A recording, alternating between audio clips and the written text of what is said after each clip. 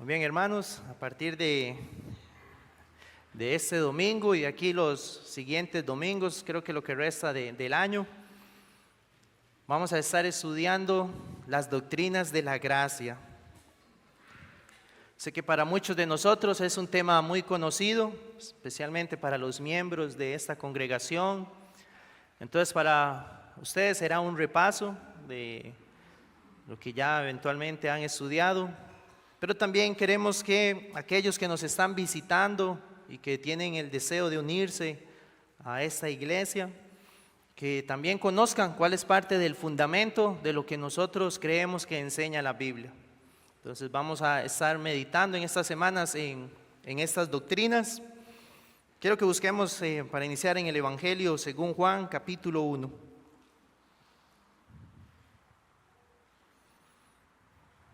Evangelio según Juan, capítulo 1, versículo 14 al 18.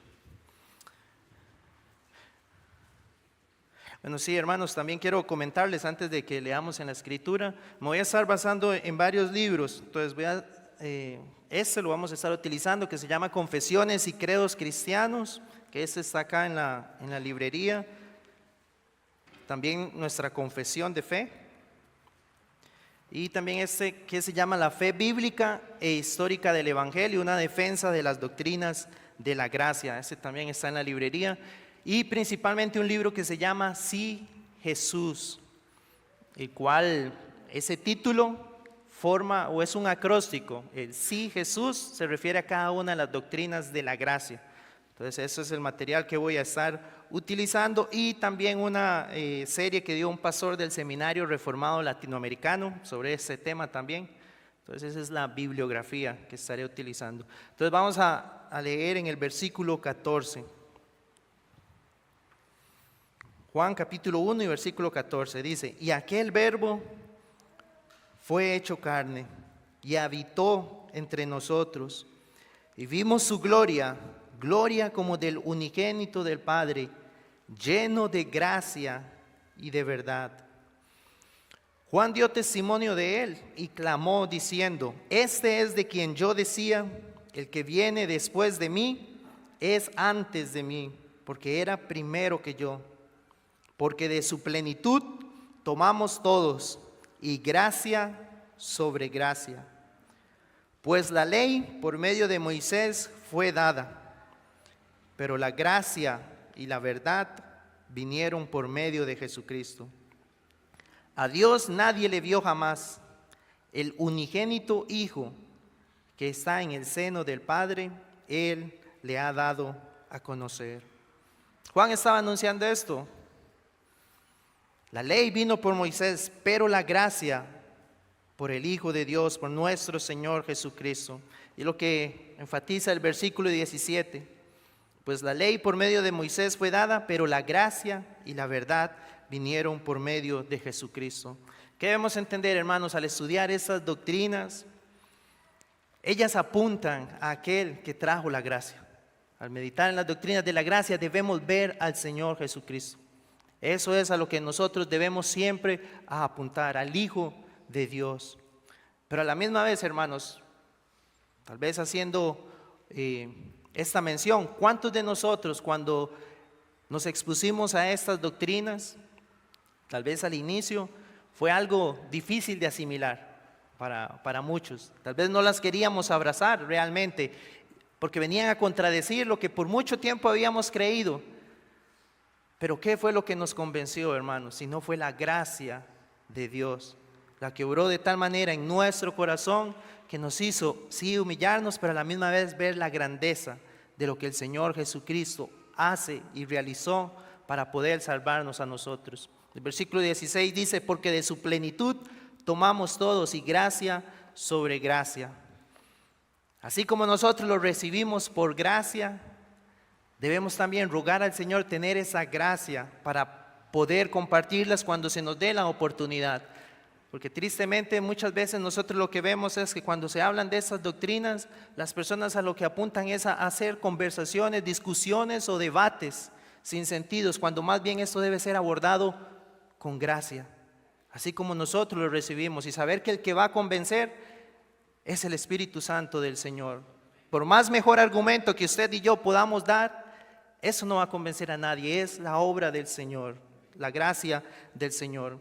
Eso, hermanos, para nosotros tener esa humildad y esa actitud, porque como vamos a ver a través del estudio de esto, mucho de lo que hoy creen las iglesias en nuestro país, en nuestro contexto, vamos a ver que en el pasado, a través de la historia de la iglesia, fue condenado. No fue parte de lo que la iglesia históricamente creía, sino que en su momento, cuando se realizó un sínodo, ahora vamos a ver, esas doctrinas no fueron aceptadas y aquellos que las defendían fueron expulsados de la iglesia. Entonces, ¿cuánto también es necesario para nosotros hoy en día considerar eso? La historia de la iglesia. Nosotros, la iglesia de Cristo, no surgió hace un mes o hace unos años. Tiene más de 20 siglos de existir la de existir la iglesia de Cristo. Y hay algo que se llama la teología histórica, hermanos, que es como el pensamiento cristiano, las doctrinas cristianas, a través de la historia han ido desarrollándose. Hasta el día de hoy que nosotros tenemos doctrinas consolidadas y que podemos estudiarlas y profundizar en ellas. Pero descansamos sobre todo ese estudio y desarrollo que el Espíritu Santo ha permitido y ha levantado hombres para que enseñen y guíen a la iglesia, y hoy nosotros podemos aprovecharnos de eso. La iglesia de Cristo, nosotros no enseñamos nada nuevo. Si algún día venimos y decimos esto es algo que nunca se ha visto en la iglesia y hemos recibido esta revelación, tengamos cuidado, hermanos, esa es una gran alerta. Pero nosotros más bien estamos siendo expuestos a doctrinas que la iglesia ha creído en el pasado. No debemos ver esa desconexión con la historia de la iglesia, sino que más bien ver ese legado histórico, esa herencia histórica que nosotros tenemos de la iglesia. Pero ¿cuál es uno de los problemas que hoy en día encontramos, hermanos? En nuestro tiempo, la falta o el poco deseo de leer y estudiar. Cuando nosotros, por ejemplo, aquí el material que tenemos de historia del cristianismo, eso es un material bastante extenso y amplio, hermanos. Pero vale la pena que nosotros meditemos en eso. Lo que vamos a ver ahora va a ser solo una introducción a las doctrinas de la gracia, pero lo que vamos a ver es un contexto histórico, de dónde surgen, porque eso no fue algo espontáneo, que de la noche a la mañana a alguien se le ocurrió escribir esto y lanzarlo y que creamos esto, no.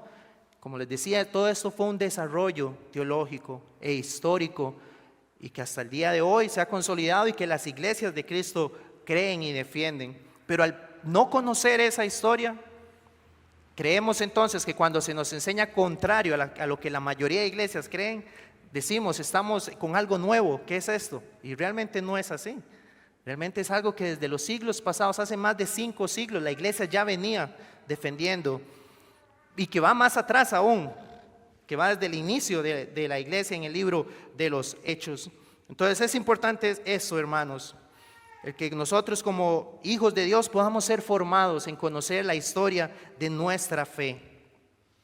Por lo cual, hermanos, padres de familia, eso es algo que se debe desarrollar en los hijos. Yo me acuerdo cuando el hábito de la lectura, porque yo me acuerdo cuando estaba en el colegio, hace unos años, ya desde ahí no había ese deseo de querer leer. Nos daban libros que había de español, de literatura, que teníamos que estudiar y lo que buscábamos era un resumen, lo más breve o escueto posible para no tener que leer. Pero más bien debemos fomentar eso en medio nuestro, en medio de sus familias, que usted instruya a sus hijos en que es necesario, hermanos, y que seamos gente que crezca conociendo realmente y tengamos un sustento con bastante solidez de lo que nosotros creemos. Recuerdo hace unos días hablando con unas personas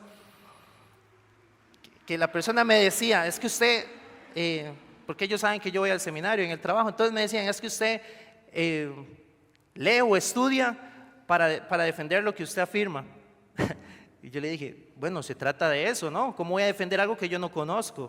Más bien, lo que usted defiende debe informarse y conocer bien eso para poder exponerlo porque usted cree que es verdad. Pero lo que me llamó la atención es que quería decir que por eso era que yo estudiaba. Bueno, realmente sí, es por eso, porque quiero conocer y debemos tener ese deseo en medio nuestro, hermano. Entonces lo que vamos a ver hoy es un poquito sobre la historia de dónde surgen las doctrinas de la gracia. Entonces, vamos a ver lo que es los cánones de Dort, vamos a ver a qué nos referimos, y la propuesta arminiana y la respuesta calvinista. Entonces, vamos a hablar de esas dos posturas, el arminianismo y el calvinismo. Vamos a ver entonces en la clase a qué nos referimos. Muy bien, entonces para iniciar, hermanos, necesitamos hablar de un personaje. Este hombre se llamaba Jacobo Arminio. Tal vez algunos lo han escuchado. Él era un holandés. Como les decía, esto va a ser un poco histórico, hermanos. Entonces por eso ruego ese esfuerzo para que me puedan prestar atención. Entonces voy a brindar algunos datos y como les digo, es importante para saber de dónde surgen las doctrinas de la gracia que hoy nosotros afirmamos. Entonces este hombre, Jacobo Arminio, él era un holandés. Esa es la fecha en que él nació, 1560, y la fecha en que él murió, 1609. Ahora, algunos creen que él y Calvino y Juan Calvino eran contemporáneos.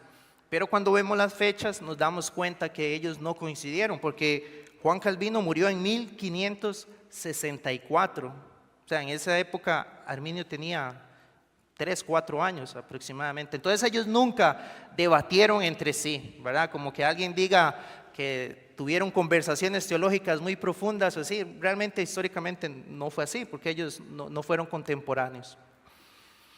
Ahora, lo que sí es importante conocer es que este hombre, Jacobo Arminio, él sí fue formado bajo la teología, podríamos decir, reformada o calvinista.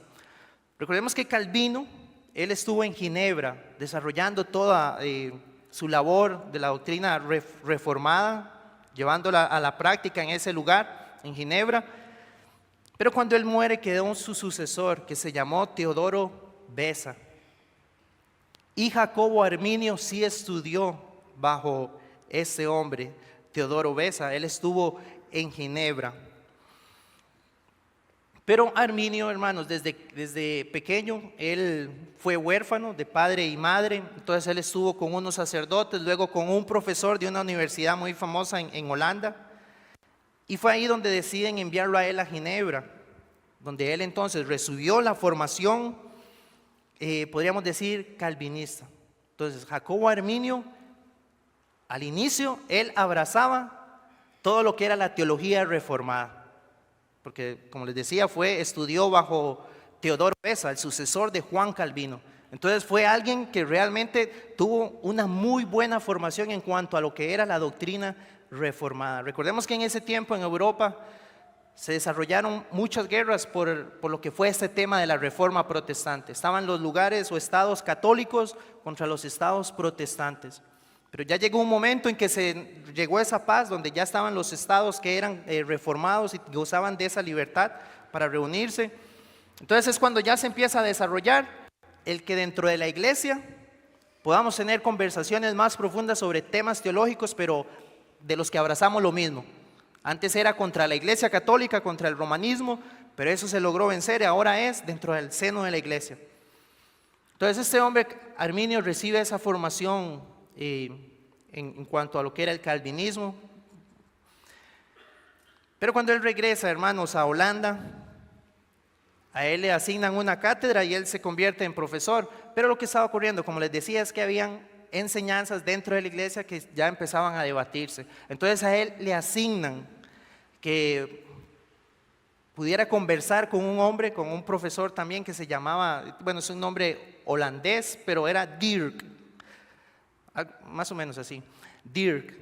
Y este hombre lo que estaba enseñando era un entendimiento diferente sobre la predestinación. Entonces a Arminio le asignan esa tarea. Defienda usted nuestra postura en contra de esta enseñanza que ya está empezando a escucharse en la universidad, en contra de la predestinación. ¿Cuál era esa enseñanza? Bueno, lo que ese hombre afirmaba, pero vamos a ver, no era solamente ese hombre Dirk, sino que también ya había otro reformador que tal vez a ustedes lo conozcan, que fue el sucesor de Martín Lutero, que se llamaba Felipe Melanchthon. Él ya a una edad más madura empezó ya no a defender la predestinación como Lutero la defendía, sino que él ya empezó a considerar y esa era la idea que tenían, que Dios veía en el futuro quién iba a creer en Él, y que entonces como Dios vio que esa persona iba a creer en Él, entonces Dios lo elegía para que fuera de su pueblo. Esa era la corriente que ya se estaba dando. Ese hombre, Felipe Melanto, como les digo, ya a una edad madura, empezaba también a tener atisbos de que abrazaba eso. Ese hombre Dirk también, y había otro hombre conocido tal vez para muchos de ustedes que se llamaba Luis de Molina, un jesuita romano también, que es el que luego funda el molinismo, para los que han leído un poco sobre eso. Entonces esos hombres ya empezaban a tener esa idea. La predestinación se basa en la visión que Dios ve en el futuro de los que iban a creer en Él. Pero eso era totalmente opuesto a la doctrina reformada que ya se había abrazado, que venía desde, bueno, que Calvino, Lutero enseñaron y que viene desde los apóstoles. Entonces, esa es la tarea que él tenía que hacer. Jacobo Arminio tenía que refutar esto. Entonces, ¿qué es lo que ocurre, hermanos? En ese proceso en el cual entonces él empieza a estudiar, empieza a investigar para poder refutar a ese otro profesor. Pero lo que ocurrió, hermanos, es que Jacobo Arminio fue más bien, al estudiar, fue persuadido a creer más bien lo que él tenía que refutar. Entonces, en vez de presentar una defensa en contra de eso, al final él terminó creyendo lo que estos hombres creían. Entonces, más bien ahora él formó parte de los que empezaron en la universidad a enseñar esto. Y eso es interesante, hermanos, porque, o sea, como vemos, más bien él tenía que defenderlo y terminó siendo, como les decía, ya persuadido a esto. Pero entonces esto no terminó ahí, porque cuando ya entonces se dan cuenta de lo que Arminio está defendiendo, entonces hubo otro profesor, de ahí mismo de la Universidad de Leiden, se llamaba, en Holanda. Ese hombre se llamaba Francisco Gomaro. Ahí tienen el nombre y esas son las fechas de cuando nació y cuando él murió. Francisco Gomaro. Ese hombre entonces sí llevó varios debates o conversaciones con Arminio sobre este tema de la predestinación. Bueno, como tal vez me faltaba acá, también Calvino creía en esto que era la gracia precedente, que en unos minutos lo vamos a mencionar un poquito también en qué consistía. Pero entonces ese hombre, Francisco Gomaro, empieza a refutar a Arminio sobre este tema.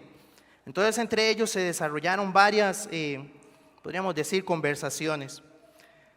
Pero entonces, hermanos, lo que ocurrió es que en Holanda, donde esto estaba ocurriendo, lo que se pidió fue que entre ellos pudieran resolver esto. O sea, que se llevara ya formalmente una conversación entre ellos para poder presentar cada uno su base bíblica en cuanto a por qué creían de esta manera. Pero lo que ocurrió es que ya cuando eso se empieza a solicitar, cuando se iban a reunir, no se logró dar esa reunión debido a que Arminio enfermó. Entonces él no pudo presentarse. Entonces lo que les dijeron fue, muy bien, como usted no puede presentarse, entonces lo que van a hacer es que cada uno va a hacer un escrito de lo que usted cree, cuál es su opinión, y nos lo van a enviar para nosotros poder revisarlo. Francisco Gomaro cumplió con su tarea, les dieron 14 días para realizar eso. Él desarrolló entonces su defensa y lo envió. Pero lo que sucedió con Arminio es que a él no le dio tiempo, porque Arminio el lunes 19 de octubre de 1609 él muere. Entonces no pudo presentar su defensa en cuanto a esto que él ahora estaba abrazando. ¿Qué ocurrió en ese momento? ¿Quedó hasta ahí? No, lo que sucedió fue que los alumnos de Arminio, porque vean que él ya había influenciado en varias personas dentro de la universidad, entonces sus alumnos, ellos sí plasmaron y desarrollaron lo que era el pensamiento de lo que Arminio ya estaba enseñando, y ellos lo presentaron en defensa de lo que entonces su profesor creía. Y esto es interesante, hermanos, porque ahí nosotros vemos cómo un profesor puede llegar a influir de gran manera sobre sus estudiantes. Por eso nosotros debemos cuidar a nuestros niños también, qué influencia están recibiendo ellos, que la mayor influencia debe venir de su familia, en su hogar. Pero entonces estos hombres, este grupo de estudiantes, presentan lo que son los artículos arminianos, que se conocen como los 5 artículos arminianos. Entonces quiero leerles lo que ellos mencionaron como prólogo al momento de presentar esta defensa. Ellos dijeron lo siguiente, creo que está ahí en la diapositiva, dice: estos artículos así establecidos y enseñados, los remonstrantes eran ellos los que querían. Esa palabra es interesante porque es una palabra holandesa que significa protestantes. También era una protesta lo que ellos iban a hacer. Entonces ellos eran los remonstrantes. Entonces dice, los remonstrantes consideran conformes, voy a leerlo al inicio, dice: estos artículos así establecidos y enseñados, los remonstrantes consideran conformes a la palabra de Dios, tendientes a la edificación, y en cuanto a este argumento, suficientes para la salvación, de modo que no es necesario ni edificante elevarse por encima, ni descender más profundo. Eso es en resumen lo que ellos decían. Entonces ellos afirmaban que esos artículos correspondían a la salvación. Recordemos, hermanos, que entonces el arminianismo y el calvinismo tienen un entendimiento diferente. Ahí es donde se da la diferencia con respecto al tema de la salvación. Ese es el gran asunto, porque por un lado unos ven que es Dios soberano en la salvación del pecador, el calvinismo, pero la otra postura lo que dice es: Dios ha hecho todo para la salvación, pero ahora es el hombre el encargado de llevar a cabo que esa, podríamos decir, máquina de la salvación se ejecute. Mientras el hombre lo rechace, no va a poder efectuarse la salvación. Entonces ahí estaba la diferencia. Entonces por eso ellos dicen que en su entendimiento eso corresponde a la salvación. Entonces, ¿cuáles eran esos artículos? Entonces, si quiere, se devuelve. El primer artículo decía que era la elección condicional, lo que les mencionaba al inicio, que Dios vio en el futuro quién iba a creer y por esa condición elegía. El segundo era la expiación limitada, que la muerte de Cristo en la cruz fue por todos los hombres que han existido. Todo esto lo vamos a ir viendo luego más adelante, hermanos, cómo el calvinismo dio una contrarremonstrancia a estos artículos. Porque si uno lo considera, y tal vez muchos lo han estudiado, ¿qué hubiera pasado si el sacrificio de Cristo, como ellos afirman, fue por todos los hombres, pero se hace eficaz hasta que el hombre decide creer? ¿Qué pasa si nadie hubiera creído? Entonces el sacrificio no fue eficaz porque no salvaría a nadie si nadie llega a creer. Entonces ahí es donde venían las discusiones. Luego el artículo 3, que era la privación, que ese está relacionado a la depravación total.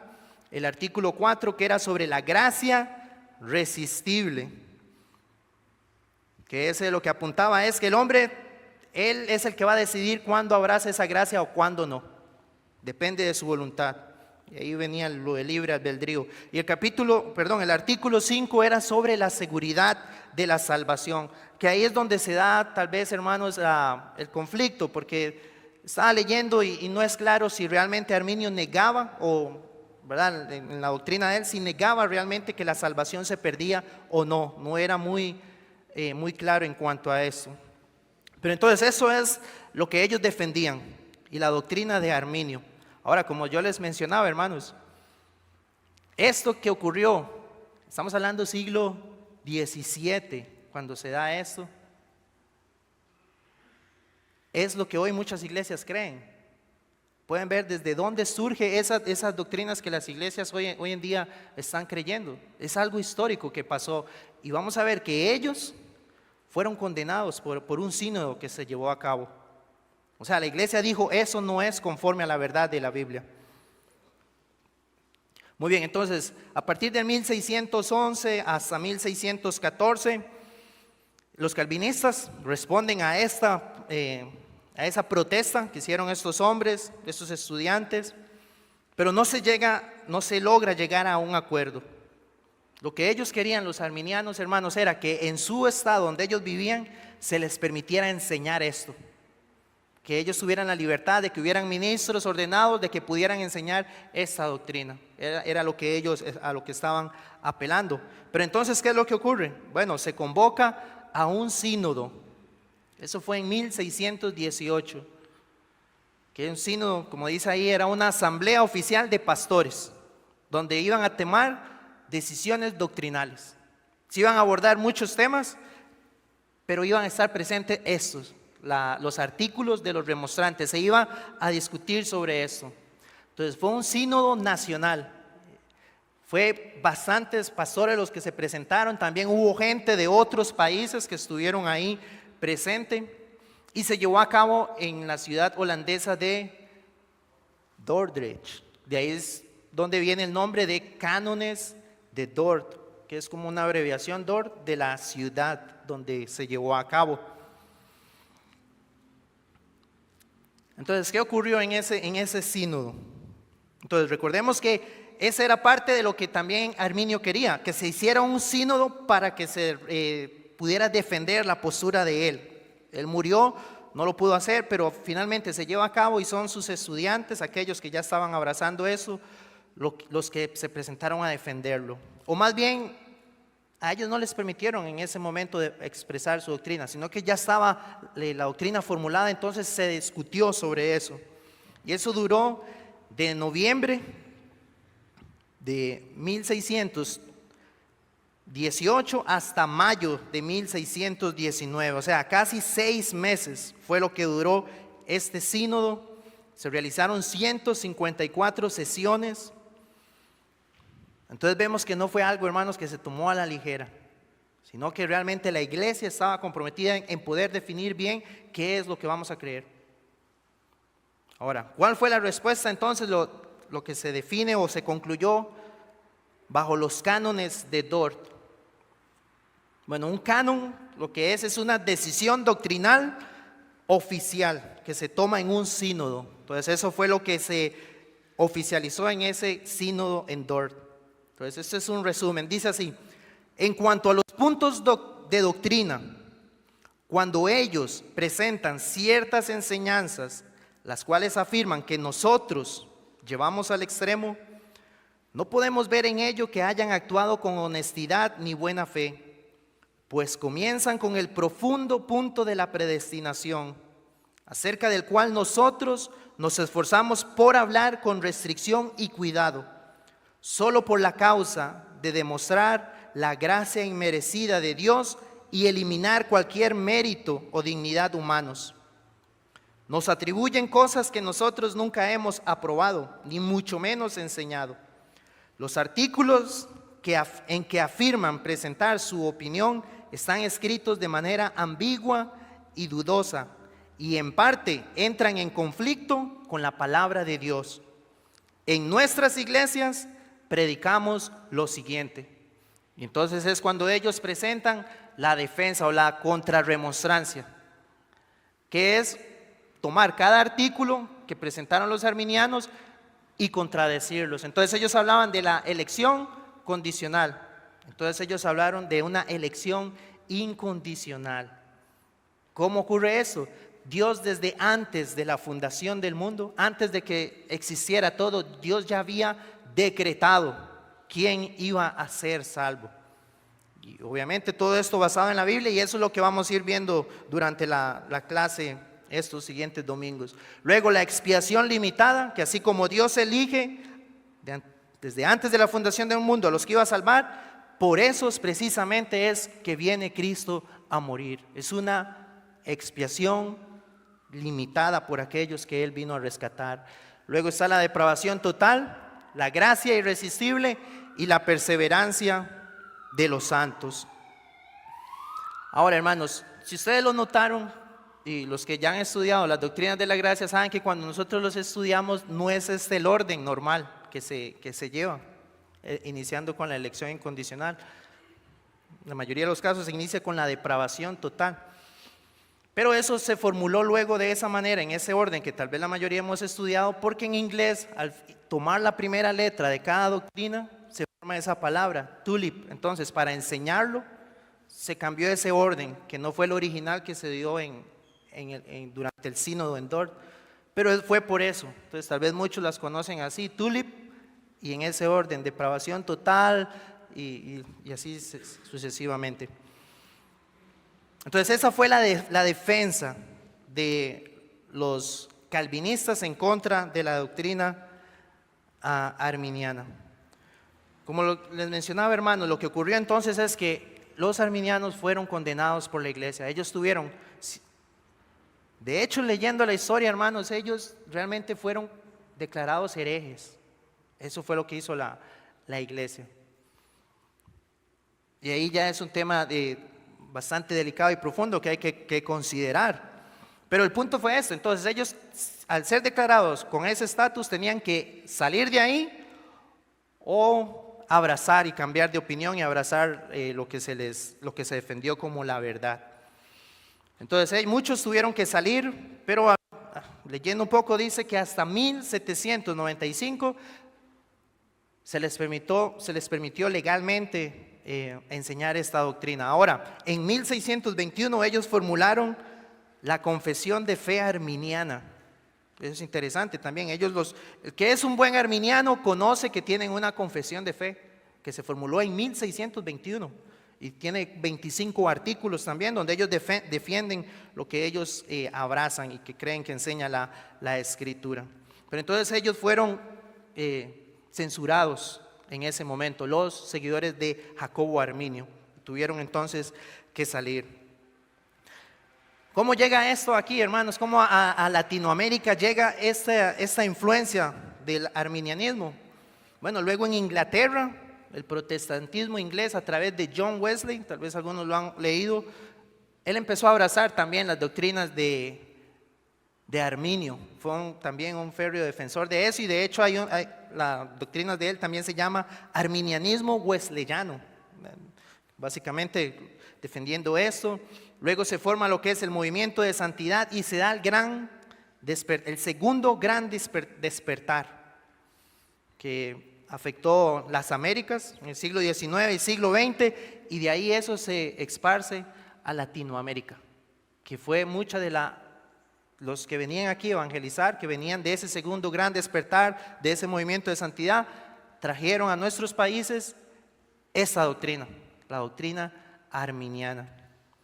Por eso cuando empieza a darse este despertar de la doctrina reformada, como les decía al inicio, viene y contradice o se opone a todo lo que muchos de nosotros creíamos. En la mayoría de nuestras iglesias, a las que asistíamos antes, se defendían esas doctrinas de Arminio. Ahora, ya para concluir, hermanos, en Holanda entonces la iglesia reformada ahí tiene 3 documentos que son sus 3 formas de unidad, se llaman, que era la Confesión Belga, Catecismo de Heidelberg y los cánones de Dort, que son los que vimos. Son las 3 formas de unidad de la iglesia reformada holandesa. Ahora, ¿por qué les menciono esto? Porque las confesiones de fe, ¿recuerdan de qué año es la nuestra? 1689, entonces la segunda, entonces ven que es contemporánea. Entonces estos cánones influenciaron sobre las confesiones de fe histórica. Entonces, por ejemplo, en nuestra confesión de fe, que es lo que se pide que cada miembro acá o los que desean unirse deben leer, están contenidas en nuestra confesión las doctrinas de la gracia. En el capítulo 3 que se habla del decreto de Dios, ahí los teólogos bautistas profundizaron sobre la predestinación y la elección incondicional. En el capítulo 6 de la confesión de la caída del hombre, del pecado y su castigo, los teólogos bautistas profundizaron sobre la depravación total. Capítulo 8 de Cristo el mediador, aquí ellos explicaron la expiación limitada de Cristo. Que Cristo murió, o el sacrificio de Cristo, fue únicamente por los que el Padre le entregó. Eso es en el capítulo 8. Capítulo 10 del llamamiento eficaz. Ahí se nos habla entonces sobre que la gracia de Dios no puede ser resistida cuando el Espíritu Santo convence al corazón. Y en el capítulo 17 de la confesión de la perseverancia de los santos, la salvación es segura en Cristo y ninguno de los que ha creído en Él, que ha sido redimido, justificado y santificado, ninguno se va a perder. Entonces, hermanos, en conclusión, nuestra confesión de fe, lo que nosotros confesamos en unidad, creer, abraza los cánones de Dort. las doctrinas de la gracia. Y esto es para que conozcamos entonces de dónde surgen esto que en los próximos domingos vamos a estar estudiando. Quiere el Señor, hermanos, que esto les sea útil a usted. Y también, como les decía, si usted en algún momento tiene la oportunidad de compartirlo, que sea con gracia, porque así fue como Dios actúa en nuestros corazones, con gracia, para mostrarnos que esto es de acuerdo a la verdad de la palabra del Señor. Amén. Muy bien, vamos a concluir acá y regresamos entonces a las 10:30.